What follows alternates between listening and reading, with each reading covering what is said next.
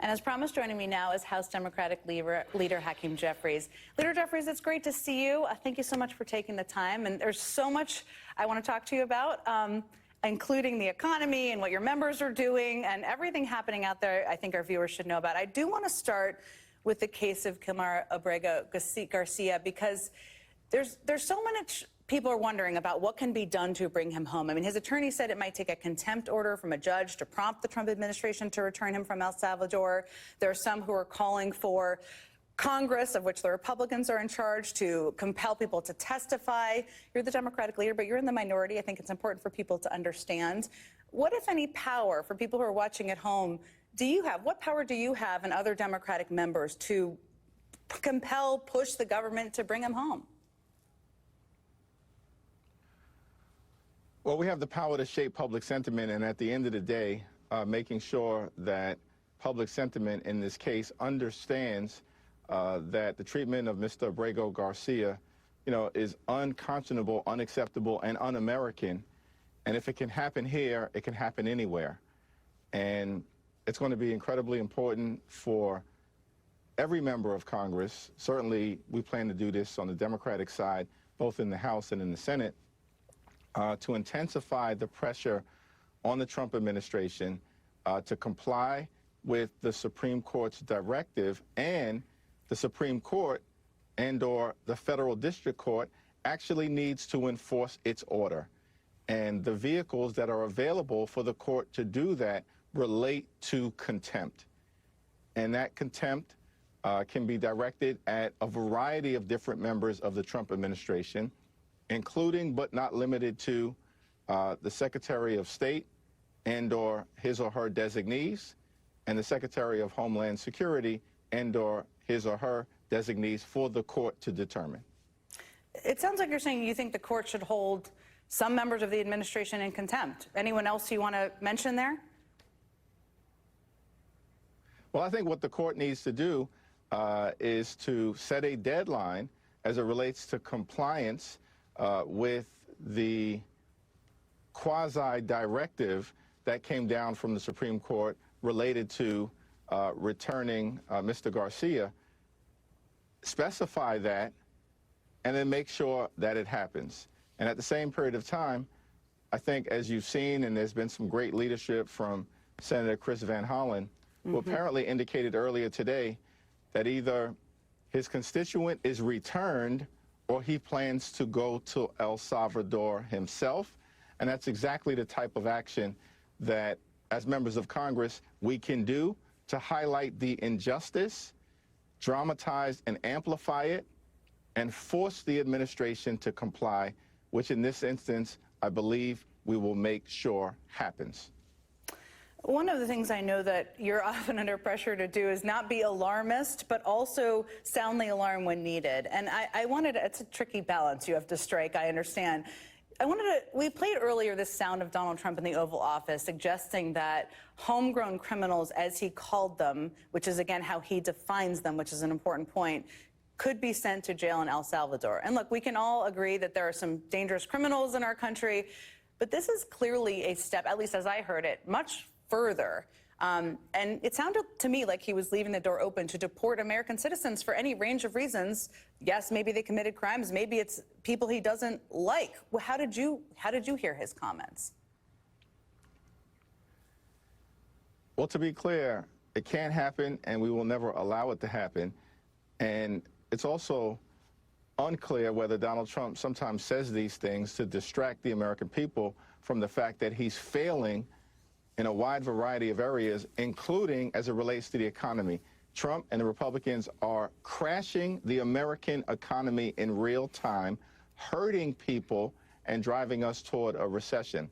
Now, we have to take him seriously. He's the President of the United States of America. It would be unlawful and unconstitutional for Donald Trump to attempt to do the things that he's suggesting relative to American citizens. And we are going to have to make sure vigilantly that he doesn't even dare go anywhere close to taking that step.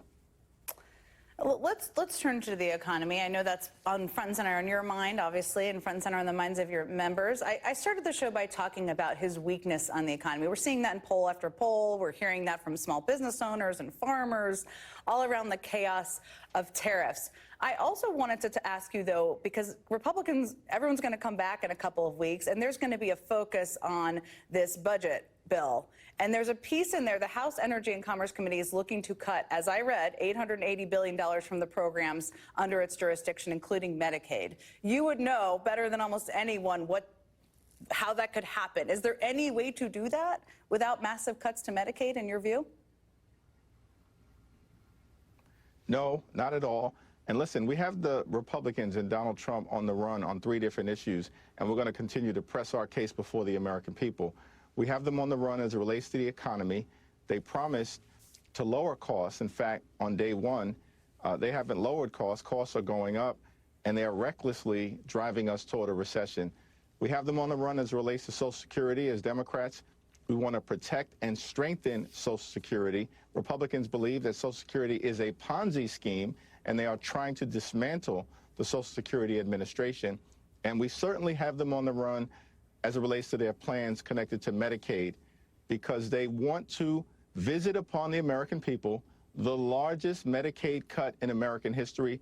It will hurt children, hurt families, hurt women, hurt people with disabilities, and hurt older Americans in nursing homes, as well as close hospitals all across this country. It's outrageous what they want to do, and we're going to fight it every step of the way and try to stop the Republicans from taking a dime away from Medicaid when we go back into session.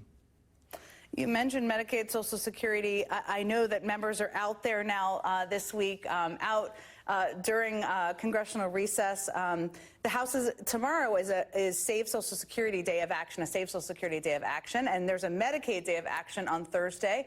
How many people are going to be out there doing things? What are people going to be hearing? I know we've heard some of the message from you, but what should people expect to hear in their districts about what Democrats are going to do about these issues? Well, there are hundreds of different events that are going to take place throughout this week into next week all across the country. As you mentioned, Jen, tomorrow, Save Social Security Day of Action. On Thursday, Medicaid Matters Day of Action. And then all of next week, a Cost of Living Week of Action. In connection with Social Security, we want to, one, sound the alarm, and also make clear that we are going to hold Republicans accountable for any effort to try to dismantle Social Security in real time, as inspired by the unelected, unaccountable, unpopular, out-of-control billionaire Elon Musk, who believes that Social Security is a Ponzi scheme. Now, in the context of the budget reconciliation, the law will prohibit Republicans from adversely impacting Social Security benefits. And so that's a positive thing.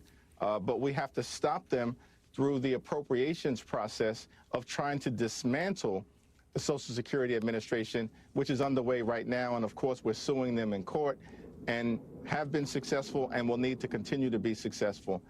In terms of Medicaid, our view is that these Republicans want to take away health care from the American people in order to pass a massive tax break for their billionaire donors like Elon Musk. It's a toxic scheme. We've got to call it out for what it is and make sure we only need 3 Republicans to join us, and we can stop this from happening. One of the contrasts there that you touched on is the people who Trump is hurting and the people who he's trying to help. And I wanted to ask you before I let you go, I know you're a busy guy, but according to some reporting out today from the New York Times and other outlets, Congresswoman Marjorie Taylor Greene bought between about $21,000, according to the reports, and $315,000 in stocks in the 2 days before Trump announced he was pausing the sweeping global tariffs, notably stocks that were initially hit the hardest. She also apparently dumped between $50,000 and $100,000 in bonds. That doesn't sound like a coincidence to me, but what do you think of that, and what can happen to look into that? So many of these people are crooks, liars, and frauds. And Marjorie Taylor Greene is, of course, Exhibit A. We are seeing corruption unfold before us in real time. And House Democrats and Senate Democrats are going to partner together to make sure we, of course, shine a spotlight on these issues. One, we do need to change the law so that sitting members of Congress cannot trade stock, period, full stop. And until we get to that point, we obviously have to continue to highlight why this is problematic. And if Republicans are unwilling to hold a hearing on this matter, I can assure you Democrats will on Capitol Hill in partnership with the Senate, and we also will take this matter on the road. Well, we'll all look forward to seeing that. Thank you so much, Leader Jeffries. We'll all be watching all of the days of action this week as well. Appreciate you joining me. Thank you.